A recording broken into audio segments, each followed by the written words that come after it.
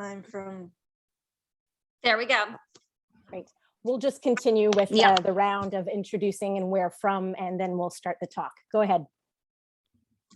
I'm Abby from North Fort Myers, Florida. Pleased to meet you, Abby. I'm Céline Goulet, and I'm Joelle's mom from Gatineau, Quebec, near Ottawa. Yay! Hello, Jo. Salut, salut, mom. Anybody else want to let us know where you're calling in from today? Well, I'm Nancy. I'm from Vancouver, Canada. So just a pal of Joelle's. So thanks, Nance. Anybody else? We've got my dad and my stepmom are in Ottawa, Canada. Thank you for being here today. And I can ask. Gabriela from Costa Rica. Pleased to meet you, Gabriela from Costa Rica. I visited a few times. It's a beautiful country. Me too. Yes. Thank you. I'm Trilly from the Bay Area. Pleased to meet you, Traley. Anybody else want to introduce themselves and say where they're from before we start?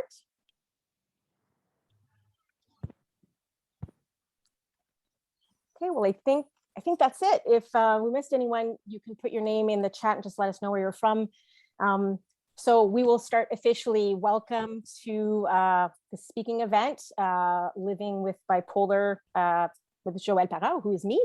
And I'm going to be sharing my story with all of you in regards to how it is that I manage this mental health condition without medications. And you're going to see through this chat how I talk about mental illness, mental health condition. I kind of waver with different terminology, but I am talking about bipolar disorder too, which is what I live with.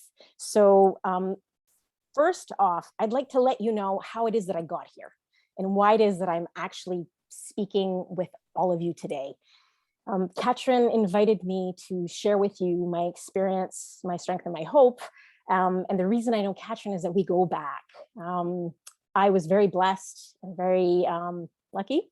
I ended up teaching at a boarding school in New Hampshire about 15 years ago. And I had the privilege of meeting Katrin there. I was a teaching staff and Katrin was a student.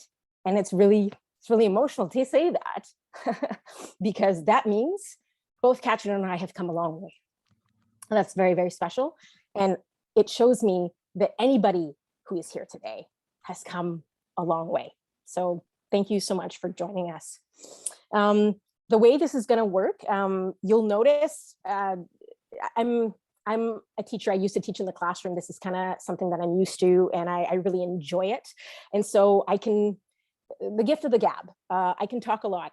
So I will be mindful. I want to be succinct. I want to be clear about my message. And what I've prepared today is an outline to talk for about, hopefully, 20, 25 minutes, after which we are going to, I'm going to put myself aside, and we're going to open up the floor for questions. And I really, really encourage all of you to comment, question, anything that you have to share. This is a learning opportunity for me as well. I'm not showing up here with an answer to anything. All I'm doing is I'm showing up as a peer. And that's what I wanted to say to all of you. I'm just showing up and I'm going to share what it is my experience is. And I'd love to learn from you as well. So let's get started. I thank you. I think we've got a few that have just come in last minute. So welcome to those who have just joined us. First, I just want to let you know who I am. Because I'm this random person that you're just hearing talk. So I'll give you a little bit of background as to who I am. I want to focus after that on how it is that I came to know that I needed to live a medication-free life and manage my bipolar disorder differently than with medications.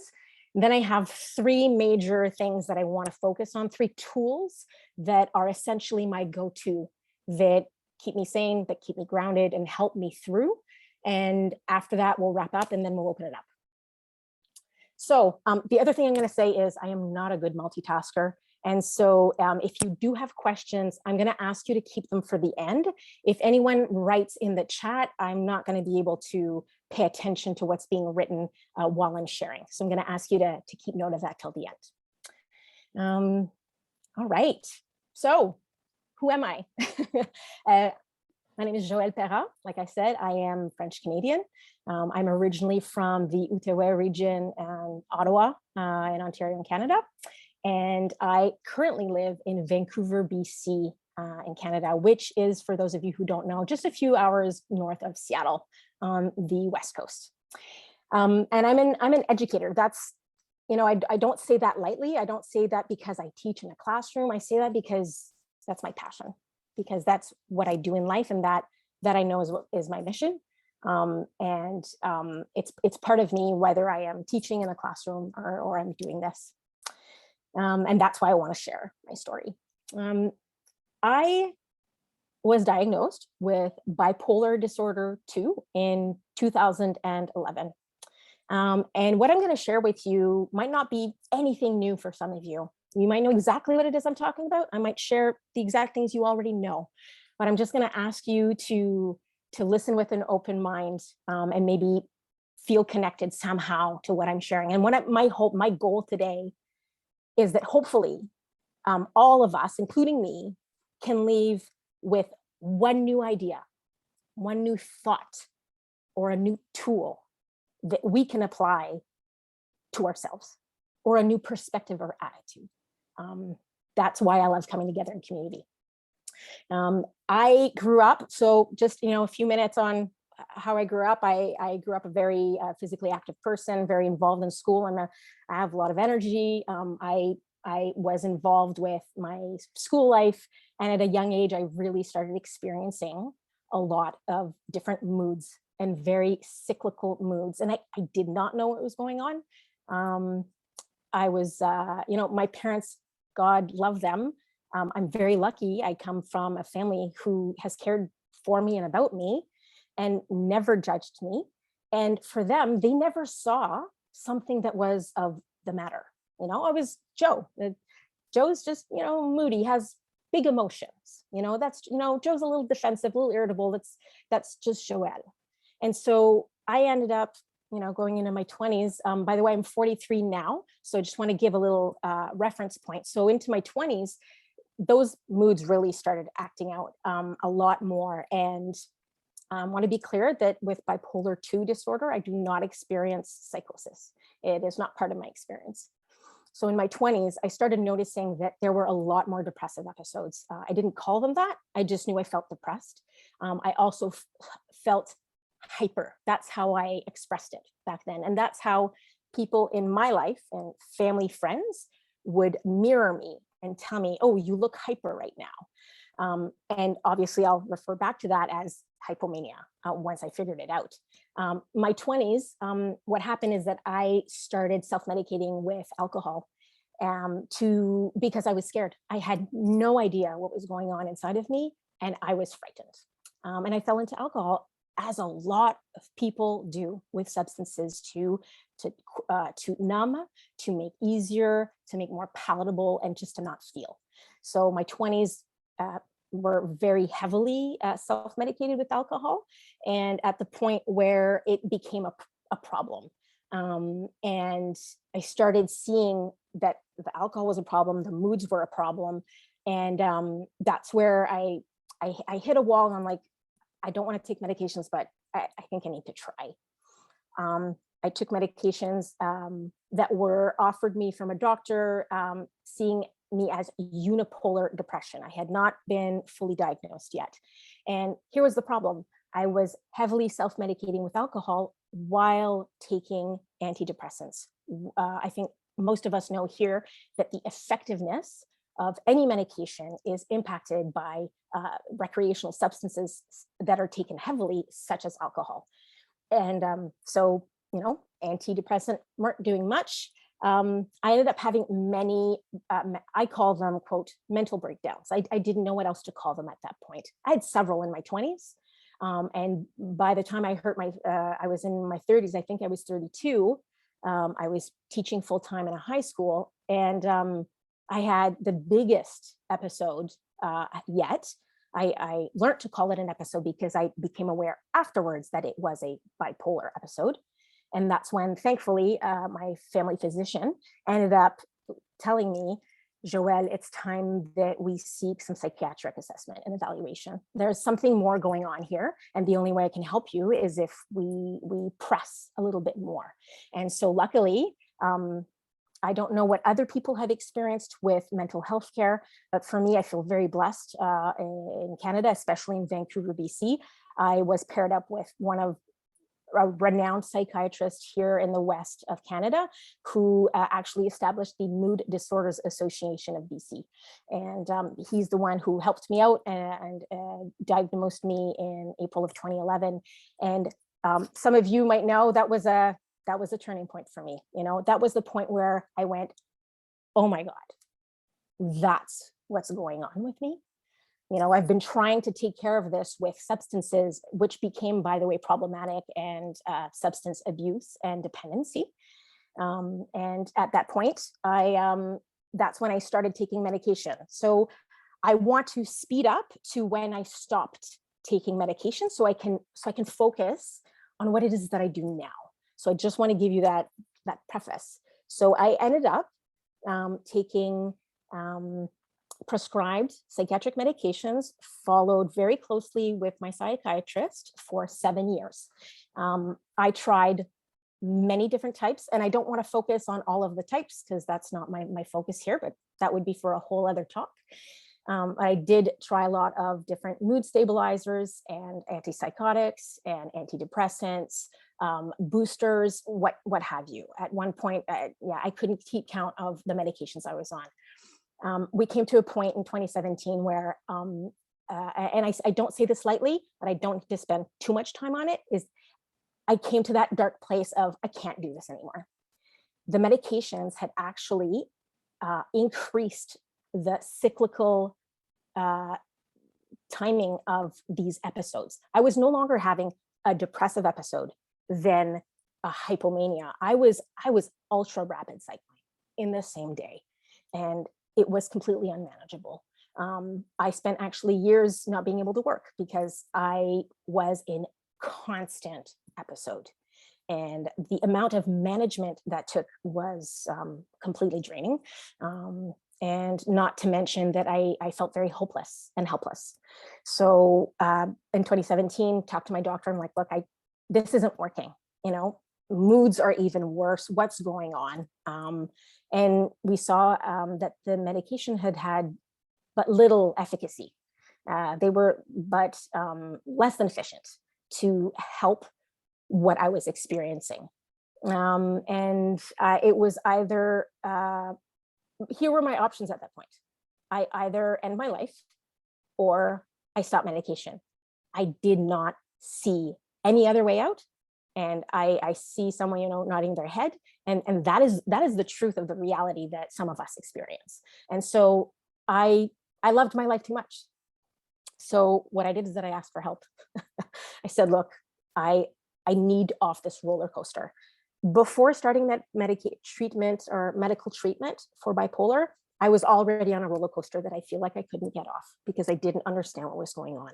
With much education, much support and learning about this mental illness and this condition, I was able to tweak here and there.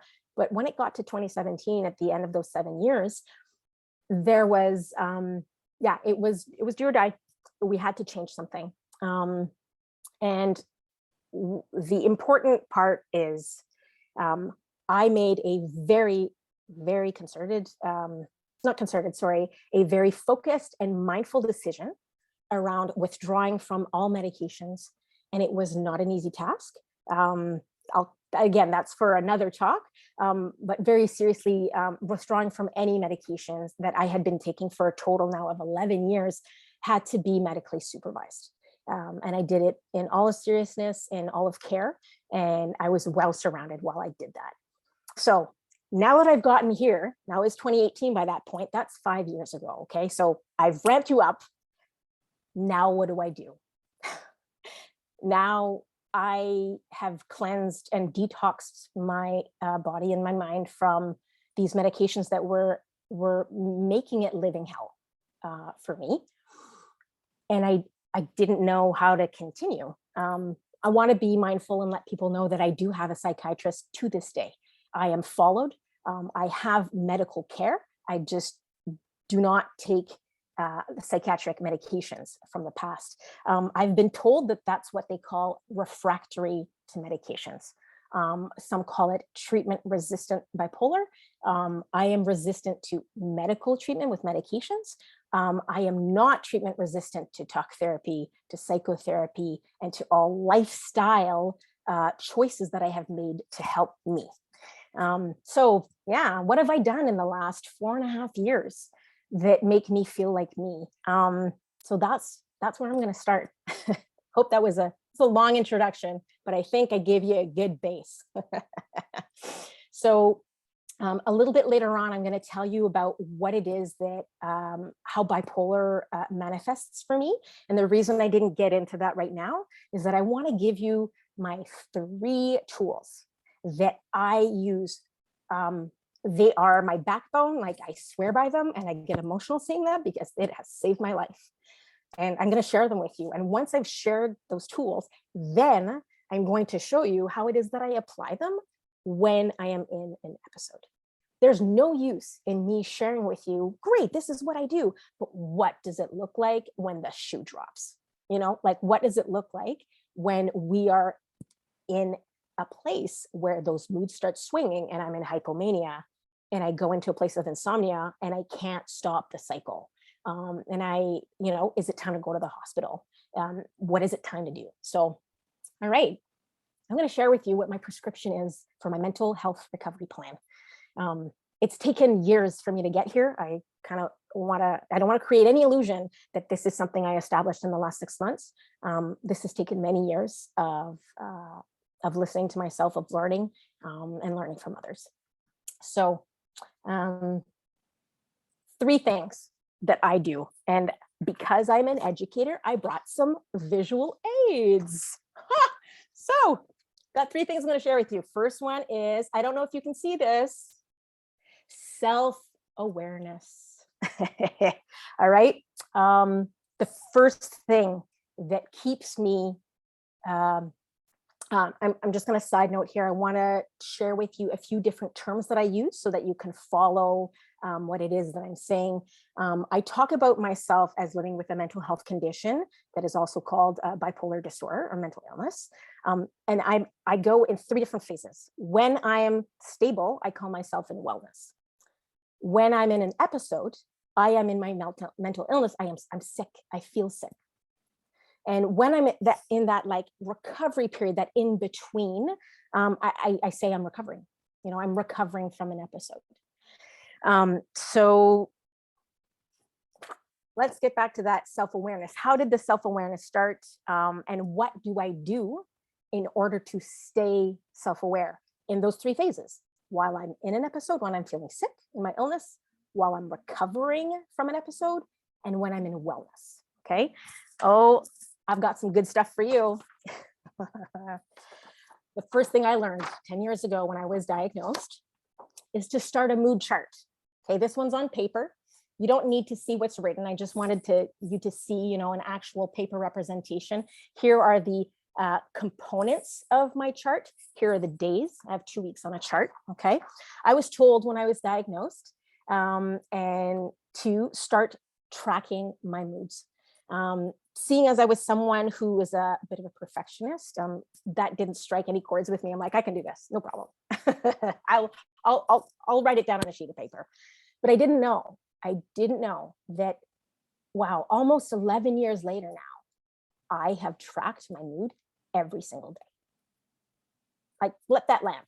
Like, this sheet of paper, I have filled out every day for the last 11 years. Okay, it might sound a little obsessive. Who knows? It doesn't matter. Some people fill out a mood chart tracker on their phone. I tried doing that many times. Some of you will understand part of the symptoms of manifestation of bipolar for me are increased with stimuli overload. And I need to be really careful about how much screen time I have, how much telephone screen, iPhone usage, all that stuff. It really increases anxiety, increases hypomania. So I really like old school sheet of paper.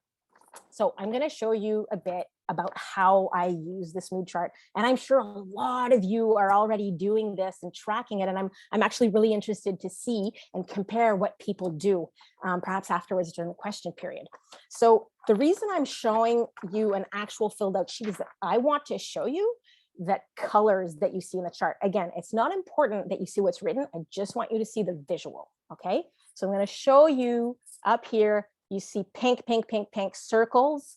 Then you see some pink circles over here, okay? So very, very quickly, without you even seeing what's written, you can tell, well, there's something to be a note. Sorry, there's something to be noted. And what this does for me is that at the end of the week, when I have literally charted my mood for the day, which is by the way, -1 for I'm feeling depressed. 0 is I'm not necessarily in wellness. I'm feeling stable with moods. +1 in hypomania. And then I have mixed states where I'm like, there's -1 and there's a +1 happening. I chart my exercise. I chart have I had stillness and meditation practice during the day? Have I had connection with other people? What is my food like? When did I go to bed and wake up? Have I experienced and channeled my energy through creativity? Have I had some therapy? Also, have I, connected to my community of sobriety? By the way, I need help to stay sober and choose to stay sober because I had a problem with alcohol. And so those are the things that I chart. So at the end of the week, I literally look at this and I can see right away, wow, okay, there's 3 days in a row that I did not get enough sleep. I can tell right away. Oh, and look at that. Right after that happens, I saw my mood start shifting. I can see right away. This is self-awareness. No one can give us self-awareness. That's why it's called self-awareness. It comes from ourselves, and it's a lot of work. And the other thing I want to say about this chart is that this is not about self-shaming. Okay, this is a tool that I use. Pardon me. It's a tool that I use in order to assess and be observant, to be objective. Okay, so that means there's no judgment and there's no criticism of self. So it doesn't end up being like, oh, look, Joelle, you didn't exercise today. You didn't do this. It's not about shame. It's just simply, what did you do and what did you not do? And what are you noticing about your moods? So I'm going to come back to that at a later point, but that's the first start that I wanted to share. This has saved my life because what happens is that it gives me foresight. Now that I have filled this out time and time again, what happens is that I'm looking at my notes over here just to make sure that I'm following them. What happens is that it gives me insight into what my triggers are for basically for an episode. Okay, so the only way I can have foresight is if I track. So that's number one. Okay, the next thing, oh, and by the way, I call them red flags, like the circles that I make and the color that I add, those are what I call red flags. And when the red flags come up, that means I get to pay attention a little bit more to that, what needs to be rebalanced in me. The second thing that I want to share with you, that is my second tool, and I'm going to show you, it's, yes, daily routine. And there's a triangle there. And the reason there's a triangle is because, I don't know about you, but being an advocate for one's mental health is like, it's a job. It's a part-time job. It takes a lot of time and a lot of patience with ourselves. And there was so much in my mind at one point. I'm like, okay, I am no longer taking medication, which really were making things worse anyways. What now? I need a diagram, a drawing, something to keep me rooted in what my routine is every single day, because I don't have sleep medications to fall back on. I don't have medications that are going to help bring down the hypomania. I don't have that. I get to self-regulate with my habits and my, I'm thinking in French, with my lifestyle choices. That's how I regulate. So I came up with a drawing. Look at this. Okay, it says Joelle's Mental Wellness Golden Triangle. And it's really simple. It's a little triangle. And I'm going to show you that at the top, there's food, there's exercise, there's sleep on the bottom. And these connecting lines have connection to community, connecting to myself, and connecting to therapy. So I'm going to explain that to you to let you know why it's so important to me. I noticed in the last few years that, you know, when I get really ramped up and a little bit of hypomania starts setting in, and I start feeling, you know, that rapid thoughts, rapid speech, that irritability, I don't need to sleep as much. When that starts ramping up, I notice, like, am I in my routine right now? Am I doing the things that I need to do? And my routine is I wake up, first off, sleep. Okay. The reason I put it at the bottom there is that it is at the base foundation for a stable mental health. We could say that for pretty much anyone, but I'm talking about me. Sleep hygiene. If I don't have consistent sleep, inconsistent sleep or disturbed sleep is the #1 trigger for an episode for me. Okay, and I learned that the hard way in the last years. And so because I've had my mood charts, I've been able to say, oh, well, I need to focus on that. So that means I'm a person that goes to bed at the same time and I wake up at the same time. You know, sometimes I don't want to do that. I want to go out. I want to do an event. I want to see certain things. But I love myself more than this person, place, or thing. And so that means I pay attention to that. So that's the first thing. The second thing is my exercise. It's been proven time and time again, exercise creates endorphins, which run through your brain and lift your mood. It is, for me, the #1 antidepressant. Okay. I can see on my chart, if I don't exercise and raise my heart rate, you know, a few days in a row, I sense the mood and depression come right away. So that means I exercise every day, and it can look different, but for now, that's just want you to know that that is part of my routine. Food is medicine. I discovered that I was really addicted to sugar years ago after I came off of the medications. It's like my brain was recalibrating, and I came to a place of acknowledgement that I have been diving into sugar as a habit. And I would note on my chart, every time I dove into sugar, my moods would be sparked again. So I stay away from stimulants. Okay. I stay away from sugar. I stay away from caffeine. I also stay away from depressants such as alcohol. And I want to take a moment to do a little parentheses here. Because I had a problem with alcohol in the past, I've chosen to leave a sober lifestyle, and that means I'm abstinent from alcohol. I abstain from alcohol and any recreational drugs. And the reason is not only because I had a problem, I tried to stop and I couldn't. I needed help to do that. But secondly, because alcohol would bring me into depression right away, as soon as the next day after I drank. And the only way I moved through it was by drinking more. Okay. So I know for me that the answer for my mental health stability is abstinence. And I feel great about that. You know, it's everybody to each their own, but this is what works for me. The other thing that I really want to focus on is these connecting lines here on my triangle. Okay. Connecting to myself. I never knew what it meant to have a relationship with myself before coming off medication. I was struggling so hard just to get by. And I didn't want to spend time with myself because I was in so much pain inside.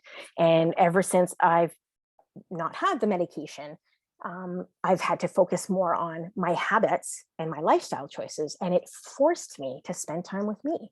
It forced me to journal. I've always journaled. I'm a writer. It's something I love to do, but I wrote even more. And that tool of connecting with myself. So that looks like journaling. That looks like my meditation and stillness time with myself. It looks like going for a walk in nature with myself. It means being a friend to me. You know, I never understood that concept, but I really, really value that. And the only reason I can take care of myself is because I love myself. And I love myself because I've learned to be with me. The other line is the community, the connection to community. Every day I connect outside of myself. It is of utmost importance, especially during pandemic times, you know, getting through these times with Zoom and online connection. I mean, that was the best we could do for a while. And right now I am just so happy to be connecting with people in the flesh again. So daily it's either a voice connection, so it's on the phone, it's either, you know, a video chat, or it's in person. And that's when I'm in, you know, when I'm in an episode or I'm in that mood swing of depression and hypomania, I don't want to see anyone. I really don't. And I make an effort anyways. I have my safe people. They're on a list on a sheet of paper next to my bed. I literally have them so that I can say, Joelle, you're not feeling well, but you need to connect with someone today to get out of yourself and to remind you that your moods aren't necessarily the truth. Okay. And the last connector here is connection to therapy. And the reason I mention therapy is it doesn't necessarily mean sitting in an office with a therapist. What I mean is connecting to something therapeutic. Okay. And in my life, as I said, even though I'm no longer taking psychiatric medications, I am followed by a psychiatrist. I see him monthly. It's very important. I also have a concurrent disorders counselor who helps me with substance abuse and staying sober. And I also have, I was part of group therapy for 7 years. That was another thing that saved my life. It helped me create self-awareness, you know, every week for 2 hours with the same group of people who experienced a mood disorder like myself. We could call each other out and we were each other's mirror. And so I gained a lot of not only connection to these people, but I gained a lot of self-awareness of who I am. And now that I'm no longer with group therapy, the other thing that's part of this connection to therapy is using therapeutic techniques, and that's cognitive behavioral therapy. Okay, I have a toolkit full of CBT techniques, and I reach for them every single day. Okay, cognitive behavioral therapy, if you're not aware of it, so they're very simple techniques, and what it leads to is the concept that a thought will lead to a feeling, which will lead to a behavior. And so what I've learned in CBT, cognitive behavioral therapy, is that if I can put a wedge between that thought and that feeling, if I can stop it with something, then it won't lead to the behavior, it won't lead to my mood. So I have CBT techniques I use every single day in my back pocket. And again, that's for another talk, but those are things that are very important to me. So I wanted to show you this triangle. You know why? It's on my wall. I told myself, I need reminders. So I put these things on my wall and I see them every single day.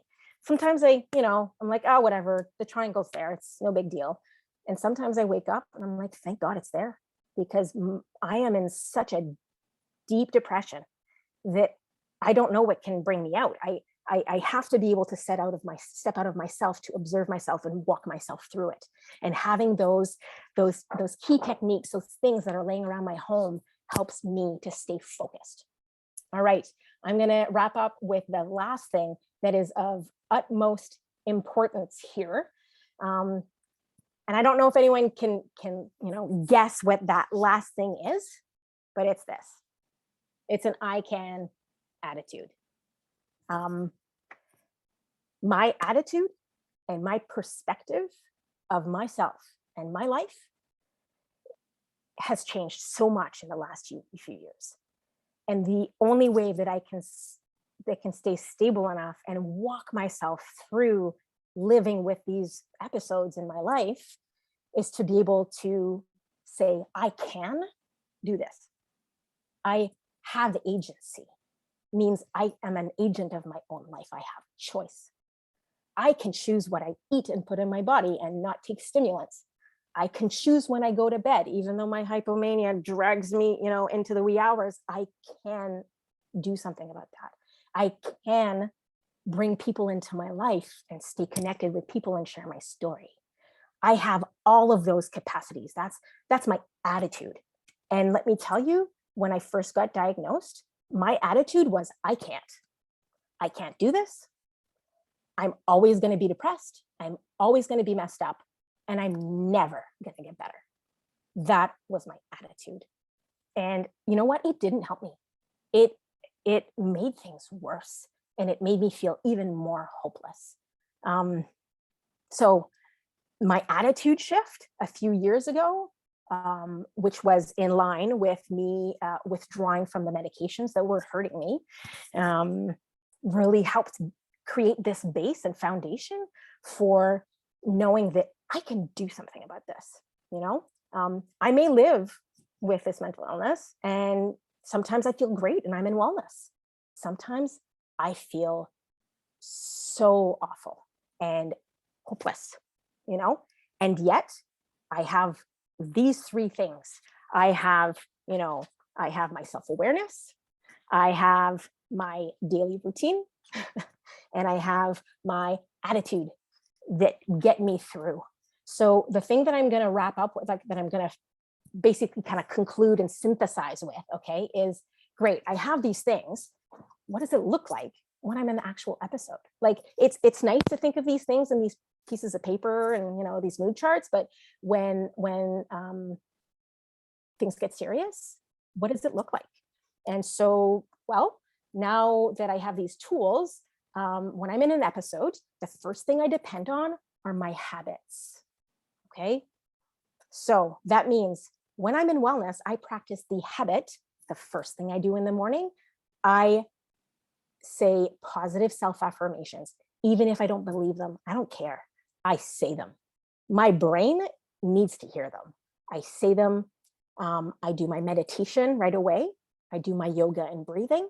And then I go do exercise for my natural antidepressant. That is my routine of the morning. Because I practice that every day when I'm in wellness, guess what happens when an episode comes up? I reach for my habit. I reach for my habit because it's ingrained in my brain. It's ingrained in my body. And so I may wake up and feel like, you know what, this is never going to change. Like it's the first and the worst every time in depression. I always believe it's the first or it's the worst again.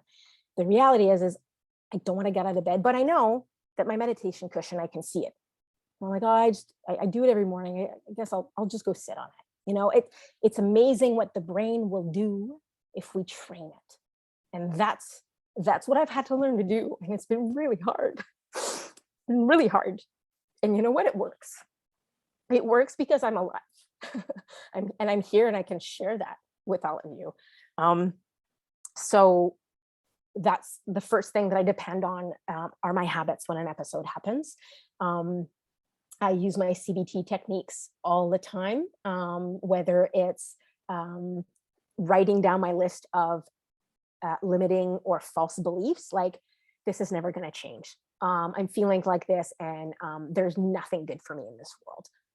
I step back, I go do something good for myself. I come back with my wise self and then I answer the actual false belief with a new one. That is a cognitive behavioral therapy technique. Because I do that constantly, I can reach for it when I'm not well. The other thing that I do when I'm bordering on an episode, or I'm in an episode, is I have an emergency plan and I tell my people, you know, right away. I tell my psychiatrist, I tell my counselor, I tell my family members, I tell someone who's a key support in sobriety. And then I have another key friend who's on that list. They all know I'm in my red zone. And by the way, I use a traffic light system for safety: green, yellow, and red. So when I'm in an episode, or when I'm getting those red flags on my chart, you know, all of a sudden I've got like a bunch of circles going on. Like, oh, I'm in a yellow zone. Things might start getting really hairy. I might go into hypomania or in a suicidal depression. So that's when I start telling my people. Sometimes it catches me and I feel I'm in the red zone already. I tell my people, I get my emergency plan in check. And I stay connected, and people come and connect with me and check in and call. So I'm not alone. That's the other thing I want to say. Like when I'm in an episode now, years ago is different. Sometimes no one even knew I was in an episode because I hid it so well. I was the ultimate hider, hide and seek. You know, that was me. But today, people know. If I'm in the red zone, people have already been alerted because I have these habits of staying connected and speaking my truth and saying how I'm feeling. And then when things really come to a place of difficulty, I have the option of going to the hospital. I have the option of going to see my psychiatrist who's here a few blocks away. And I go to the hospital and say, and that's what happened last year. I was in a major episode. I had a month of hypomania with insomnia. I could not come down. And then I crashed into a suicidal depression. And I knew that it was time to seek help because I was going to be of harm to myself. And I went to the hospital and I got help. And we put the plan in action, you know. Also, I'll say that because I don't take medications, one of the ways that I need to tend to lack of sleep, and I've worked with my psychiatrist, this is that I take Benadryl, diphenhydramine. It actually it makes me groggy and fall asleep. So if I'm in the red zone and I'm in, you know, hypomania and I can't sleep, that's my go-to.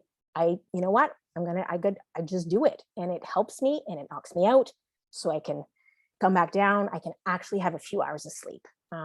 So I know I've taken a lot of your time already, and I really want to get to some questions. So I'm just going to wrap up by saying that the last thing I'll say is, you know, I live with bipolar disorder, and you know what, I thrive. And I didn't before.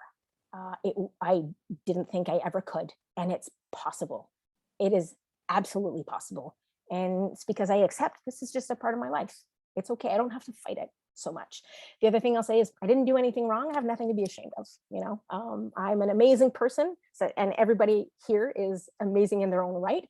And this is just something we live with or experience, or perhaps, you know, have a family member that does. And we're really resilient, all of us here. And I'm so proud to have been able to share a bit of what I do. This was just scratching the surface. And again, as a good teacher, I'm going to show you again my visual aids to remind you of the three things, right? Self-awareness, my daily routine, which I do not stray from, and my I am attitude. My I can attitude. So I'm going to end here. If people still want to stick around, I want you to know, I know it's 10 to 3. I still have some time. I would love to turn it over to Katrin, who's going to moderate the question and answer period. And I want you to all know that I'm an open book, okay? Like, you can ask me anything. If I really feel uncomfortable, I'll probably say, I'd rather not answer.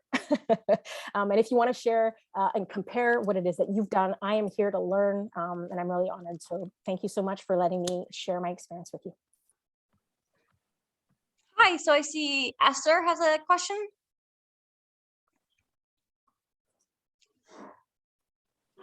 Am I Hi, seeing that right? yes, Esther. Can you hear me? Yes. Okay. I have a question. I have bipolar 1. I'm pretty stable for the most part. I think I could do better with, I'm not very good at self-awareness, so I don't track my moods or anything. But I was curious, have you heard of anybody with bipolar 1 who's been able to live medicine free? Because I've tried it twice, and every time I went unmedicated, I got manic and it was really badly hospitalized, and it took me like a year to get back to stable. That's my one question, sir. Thank you so much, Esther, for just sharing that and for just showing up today and being real. The first thing I'll say is, obviously, I'm not a doctor, so I can only speak from my own experience. And I'd like to say that I personally do not know someone in my life who lives with bipolar 1 who is not medicated. And that's just my own personal experience. And by the way, there's a lot of people out there, right, who may be living like that. And the thing is that we don't hear those stories, right? People aren't sharing those stories. We don't know where they are. So just the fact that you're here, that you're hearing me, you're curious, maybe that'll mean that it'll lead you somewhere else to meet someone who is doing that. So that's the first thing I want to say. Okay, don't give up. The second thing I want to say is this. What I shared today can be applicable to anyone, whether you live with bipolar 1, bipolar 2, obsessive compulsive, schizoaffective, it doesn't matter. These tools that most of us already know, actually, these tools that I'm putting into place are habit forming for anyone, even people who are taking medication, right? So that's what I'll say. And I'll say, stay connected and keep asking questions. And if you say that you don't track your mood, I will tell you right now, Esther, this saved my life. Okay. When I was in my episode last year and I was feeling suicidal, the only way that I knew it was time to go to the hospital was because I was tracking my mood and I knew it was serious. So I'm just gonna shout out there and encourage you. And if you need any support with that, we can stay connected. Thank you. Thanks, Esther.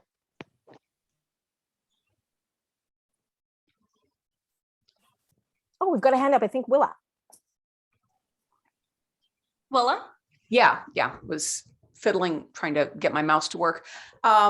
Yeah, that really strikes me, the issue of so many people seem to think it's either with medication or with lifestyle, and medication just it's too blunt a hammer, and it's not, but it still misses all kinds of stuff that putting all of these other things that you've been talking about in place provide a foundation that help the medication work. I'm not on meds except for rescue meds. I think similar to you, Joelle, I also have bipolar 2. And frankly, I would be on them if I could have found one that I could both tolerate and was effective at the level that I could tolerate it. So I find it a real bitch to have to do all of that lifestyle stuff. I mean, it really is work. And it's funny how people look at me and, think I'm stable and, oh, you can't possibly have a mental illness. One, they don't really see a lot of it. And two, they don't know how hard I'm working to be there. I went through, I don't use a mood tracker now. I've been looking through my old things and yeah, mine's a little different than yours, but here's one that where I was tracking both depression and energy, because it's not up or down. It's depression. I mean, it's mood and energy.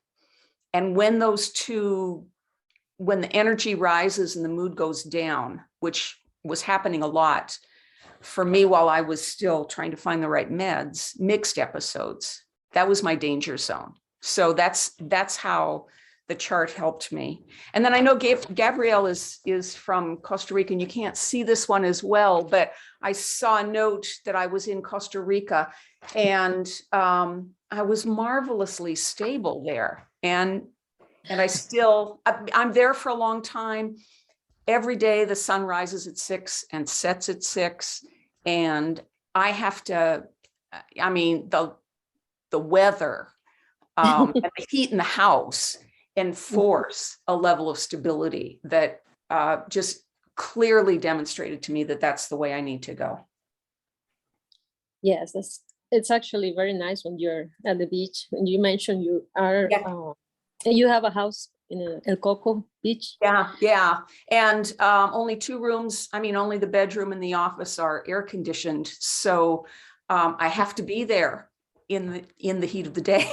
Thank you, Willa. I really appreciate you sharing all of that. And I've learned something just hearing you. And I wanted to make sure before we go on, did you have something else you wanted to share or a question, or that was what you wanted to share? That was it. I mean, Esther's comments just really struck a nerve with me. And, my observations of people who seem to spend all of their time tinkering with meds as though that by itself is going to be the answer.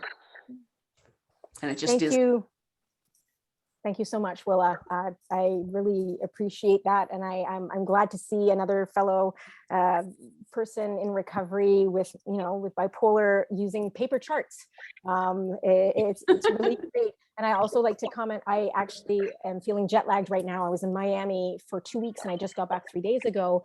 And let me tell you, that consistency of sun coming up at the same time I looked at my chart, same thing as you, Willa. I was super great while I was there.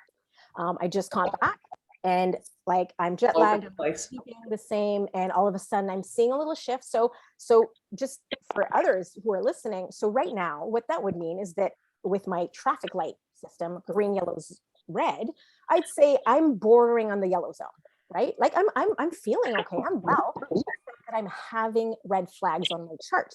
So that means I'm just paying a little bit more attention to that, and I'm being more conscious of my sleep. So thanks, Willa. We've got another hand, Tralee. Hi, everybody. So great to hear you. So much hope and strength. And I resist the discipline as well. I want the medicines to do everything. I've recently been exploring the idea of transcranial magnetic stimulation, or TMS. I'm wondering if anybody in this group has checked into that.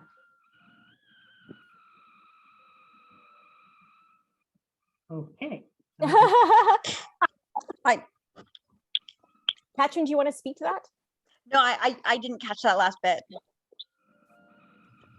Tralee was asking about transcranial stimulation, sorry, say that again, Tralee.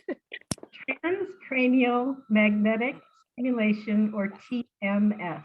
TMS, yes. I've heard of it actually as for treatment-resistant depression. It's offered actually here in Vancouver, and it's very supported.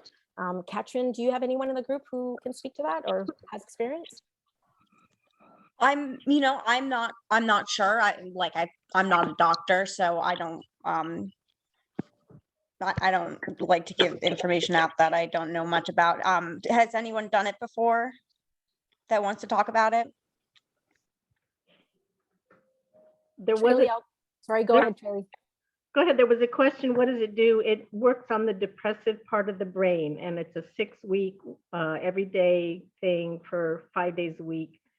And the depression can go away for about 6 months, but I'm still on meds, and I'm just keeping that in my back pocket. Thank you for sharing that, Tralee. I know that it was actually something that I was investigating at one point for myself. And I actually, with everything that I've done, basically my habits and my lifestyle choices, I've seen that miraculously, I have not needed to go and try the TMS. So right now I'm still keeping it in my back pocket. So I'm glad that you brought that up. I just wanted to also see that there are a few people who had written in the chat. And I can get to that now, or let's see if there's other questions, and then I'll just read off what's written in the chat. Does anybody else have any other questions or? Questions? I have a question for you. This is Liz speaking. Hi, Liz. I am actually a caregiver, so it's my daughter that I'm here for. And you know, I think one of the challenge, and I guess maybe this isn't a question, maybe it's an observation, but maybe people have suggestions. But so clearly that gaining that insight and that self-awareness is crucial for every human being, not just anyone struggling with a mental illness. So I'm all over this. Now, my daughter doesn't like the idea of a mood journal. So we've created something different for her to kind of whatever she was comfortable with. My challenge, honestly, is the clinicians and their reinforcement of this and the utilization of this and bringing it all together so that we tie it to proper medication. And I feel often I learned so much in this group and through other resources, but it's a real challenge on the clinical piece because she's young. She's just turned 18. And so there's executive functioning challenges, and you know, she's just now beginning to start learning about herself. So I'm just curious if you can think back, or anyone, when you were younger, in, you know, any suggestions or anything like that. I feel like we kind of just have to focus more on what we have control of in the home, if that makes sense. Liz, I'd just like to thank you for bringing that up, for sharing your experience with that, with just what's going on in your life, and the use of that tracker, or the non-use of the tracker, let's just say. For me, my experience, so I am 43 years old. I have a life's worth of experience, okay? When I was 18, I would say I was a, pretty self-aware person. And at the same time, I was in a place where I did not want to pay attention to what was going on inside of me. And that's why I wouldn't have wanted to have a mood tracker. Like that felt like too invasive to look into myself, to look at these things. And so I can say what's worked for me in the sense that a mood tracker can be presented. The way it was presented for me is, hey, this is just gonna help. This is not a tool to shame you, put you down, highlight your mistakes. It's not about that. This mood tracker is shedding a light inside of ourselves to be like, hey, what can I do to help the situation? So it's actually there to help. And when it was presented to me that way, because I was very hesitant and I was 32, when it was presented to me that way with that encouragement of, let's do this together, my mind changed around it. So I just wanted to let you know that that is something I experienced, and perhaps that could be of assistance to you. Thank you. Anybody else want to speak to that?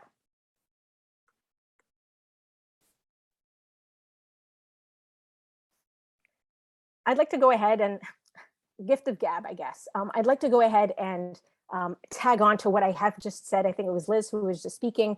Another way that I think the reason it was so easy for me to start tracking my moods, okay, is because I'm a journaler.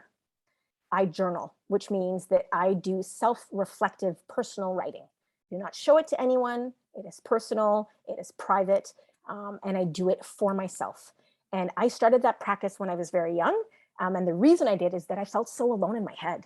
I didn't know what was going on really outside of me, and I felt a lot of emotions. And so I started writing about it. And so the more I wrote, the more I became self-aware of myself. So if, anyone that whether it's your daughter, whether it's, a child, caregiving to a friend or anybody else, if a mood tracker is, not something, or someone's hesitant to start that, journaling can be a gateway into tracking a mood with a chart.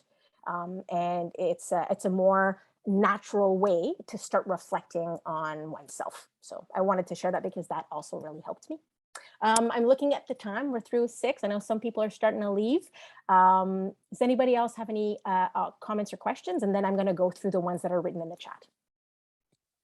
I have one last question. I'm sorry. Yeah, go ahead, Esther.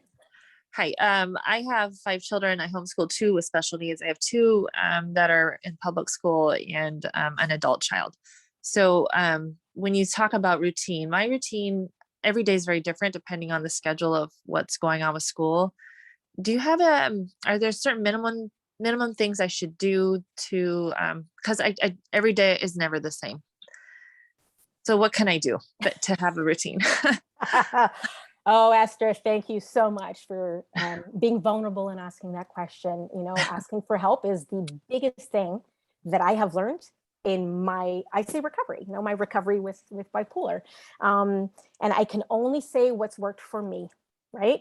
And so I just noticed now the question you wrote in the chat. I do not have children of my own. However, I have worked with many, many children, and that was my profession. So I learned to establish routine in a very different context, Esther. I'm not a parent. I established routine in a classroom.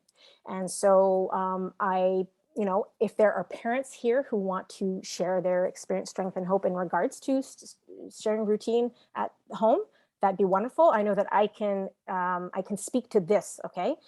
Routine starts with the person, okay, how can I say this? I'm thinking in French, the cadre, okay? So routine starts with the person who is creating the routine, okay? So for me, the person creating the routine for me is me. And so if I need routine, that means I need to create the framework for it to happen. In a classroom, when I was working with students who had a lot of learning and social-emotional difficulties, as a teacher, I was the one creating the format, right? The routine for the students. And so it started with me. And so I can only think, I don't know, I'm not a parent, I can only think that the same thing applies for our own lives with kids. You know, the routine will start with the person who is setting the routine for who's there. So I'm not going to say any more than that because I'm not a parent and I can't assume. But I know that if I start with myself with setting routine, and routine can be little things, right? It doesn't have to be a big routine. The only way that I could start routine for me was I started with one thing. You know what? When I get out of bed, the first thing I'm going to do is that I'm going to look at that positive message I have on the wall. That's it. That was the first routine I started. Simple, right? And the reason I started it was because I couldn't get out of bed because I was so depressed and I couldn't fathom getting out of bed. So I put that positive framework, that sentence right next to my bed so I could see it. So I'd roll over, oh, I'd see it, I get out of bed, I read the line. That was the first routine I started. So that's what I have to share. Does anybody else who can speak of starting routine at home? This is Maureen, and I was thinking that routines could be different based on, say, for example, maybe the day of the week. I know I have a Monday routine. I play pickleball on Mondays and Thursdays, so I have a certain routine on Monday and Thursdays, and it goes down from there. And then Tuesdays and Fridays and Wednesdays. So my son, who's the one suffering with bipolar, he knows the routine for the day. And I think it's helpful to have it, any little part of knowing what to expect. I think what you said about the small things is real helpful. It could be getting out of bed and we have a glass of water every morning, or we have a glass of tea every morning. And it's simple, but that could be something that carries through every day. But then when you move to the day of the week, maybe you go to a routine A or routine B. Just a thought. Thank you for sharing that, Willa. Yeah, I think the routine doesn't have to be rigidly structured throughout the whole day. There are certain points of the day that give you the most bang for your buck. And I believe those are when you get out of bed, when you have dinner, and when you go to bed. Now, that may be pretty hard for people with teenagers, particularly the dinner. But the beginning and the end of the day are the most important parts, and there can be variation. It's like a dancer who is twirling, and you just post on one wall, and then you do something else, but then you come back to that stable point, which might be the time that you get out of bed. Thank you, Willa, for sharing that. I was actually going to bring it back and say to Esther, that's actually the second thing that helped me with routine, exactly was that timing. You know, I need to get up out of bed at the same time. And again, I don't have kids, and I was a dorm parent for years with high school kids, and I had a bunch of teenagers, and like, you know what we do? We wake up at the same time and you get out of bed at the same time. Oh, I don't want to. It doesn't matter. That's what we're doing. And we start over again tomorrow. And like just doing those things, I really like what Willa was saying. It's that anchor point of stability. That's what routine does for me in my mind. If I have a routine anchor point, even if it's just one thing a day, my mind goes to that stable place. Oh, I know that when it gets to be 9 p.m., this is for me, when it's 9 p.m., I turn off my phone, I turn off all my devices, and it's calm time. I need to turn off my computer and my phone at least an hour before I go to bed. And that's the start of my night routine. So every day at that time, anchor point, great stability. That's what I'm going to do. All right, I'm just going to read through a few things that have been written in the chat. I see that there's a lot of people who are still here. Thank you so much for sticking around. I'm just looking through. I think most of the questions that have been written in the chat have been answered. Let's do one last round. see if anybody else had any other comments or questions.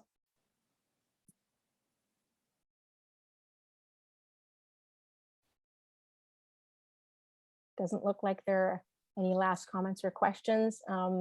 I guess I'll say this and then we'll wrap up. One of the things that I notice with this is that I want you to know I was not this person 10 years ago. Okay. I was irritable. I was very emotionally reactive. I did not have the capacity to self-regulate. My parents who are here can attest to that, and they've seen me. My dear friend and ex-partner is here, and she's seen me. And I was not how I am now. So I want you to know that there's hope, you know, there is hope. Whatever it is that we take on with love and curiosity and commitment, we can make a change and we can make a difference. And the fact that I am alive today, being able to manage myself without medications is a miracle. It really is. And it's a lonely path, let me tell you. I don't know many people. Actually, I don't know anyone who does it, except, you know, a few people who I met today. So let's stay connected. Let's keep encouraging each other. And I'm really glad I got to do this. I hope that I would love to come to the next speaking event and hear some of you share what's going on with you. Yeah, that's what I'll end with. And I'm looking forward to meeting some of you at some point. That's what I'll finish with. Thank you so much for today. This has helped me out. I'll pass it back over to you, Catherine. Thank you, Joelle. Thank you so much. It was really great to hear from you. So, if I guess that's it for today. And I want to thank you all for being here. You guys have a wonderful evening. Yes, we're in different time zones. Yeah. If anyone wants to stick around and do a one-on-one chat or something, just so you know, I have some energy left. So if anyone wants to do a little bit more chatting, you're free to stick around. I know that Catherine will be